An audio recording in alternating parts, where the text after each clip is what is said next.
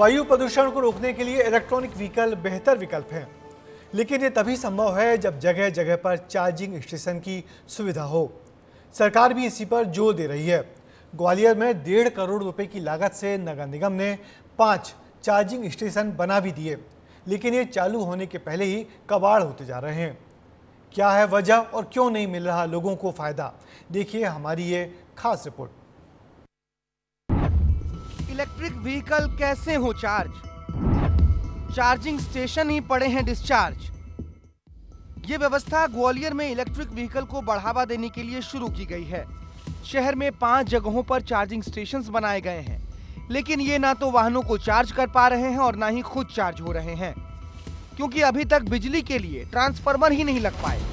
किसी नई नवेली प्रतिमा की तरह ये ढके ढके ही कबाड़ हो रहे हैं और शायद अपने अनावरण का इंतजार कर रहे हैं।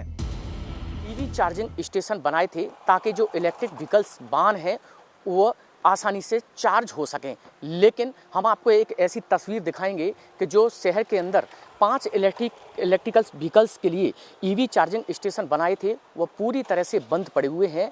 करोड़ों रुपए की लागत से यह ईवी चार्जिंग स्टेशन बनाए, लेकिन हालात ये हैं कि न तो इसमें बिजली कनेक्शन है और न ही नगर निगम के अधिकारी इस ओर ध्यान दे रहे हैं। यही कारण है कि यह ईवी चार्जिंग स्टेशन हाथी के दांत बने हुए हैं और पूरी तरह से ये बंद हैं। इसका उपयोग कई महीनों से नहीं हो रहा है। यही वजह है कि यह ईवी चार्जिंग स्टेशन पूरी तरह से धूल खा रहे हैं और कबाड़ बनकर रह चुके हैं।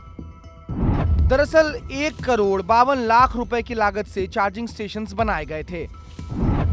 शहर में कलेक्ट्रेट समेत 5 जगहों पर ये चार्जिंग स्टेशंस बनाए गए।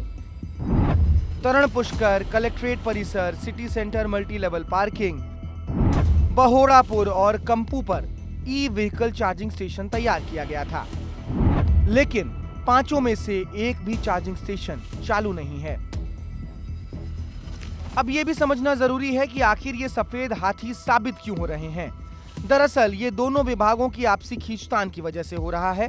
नगर निगम का कहना है कि ट्रांसफार्मर लगने के लिए क्लियरेंस ना मिलने की वजह से मामला अटका है, जबकि इसके लिए निर्धारित राशि जमा कर दी गई है। हालांकि बिजली विभाग इसके लिए खुद को जिम्मेदार नहीं मानता। उनकी ईवी चार्जिंग स्टेशन करीब 5 हम लोगों ने लगाए हैं।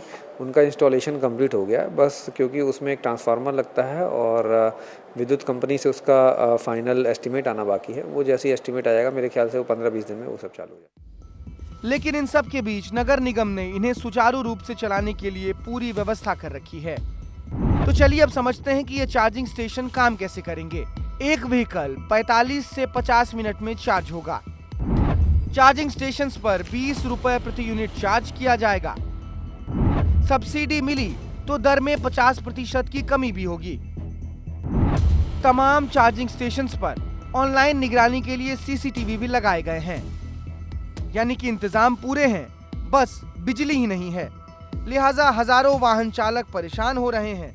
इलेक्ट्रिक वाहनों से घूमने वाले लोग उम्मीद के साथ इन चार्जिंग स्टेशन पर पहुंचते तो हैं, लेकिन उनके हाथ केवल निराशा ही लगती है। घर पे बहुत समस्या आती है। हमने ये गाड़ी इसलिए ली थी ताकि हम लोग बाहर चार्ज वगैरह कर सकें, ताकि पेट्रोल डीजल का खर्चा बच जाए। तो बाहर ये नगर निगम ने बना तो दिया है, पर ये चालू ही नहीं हुआ। हम लोग घर पे चार्ज करने में बहुत समस्या आती है, इसको चार्ज हो नहीं पाती है घर पे। तो बाहर हम लोग निकलते हैं, लेकिन डिस्चार्ज वगैरह पड़ जाती है तो ये बंद ही पड़ा स्टेशन।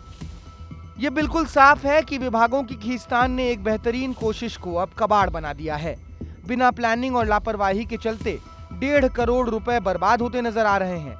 लेकिन अब देखना होगा कि विभागों की खींचतान कब खत्म होगी। ये चार्जिंग स्टेशंस कभी चार्ज भी होंगे या फिर लोगों को इसका लाभ मिल ही नहीं पाएगा। विस्तार न्यूज के लिए अनिल गौर की रिपोर्ट।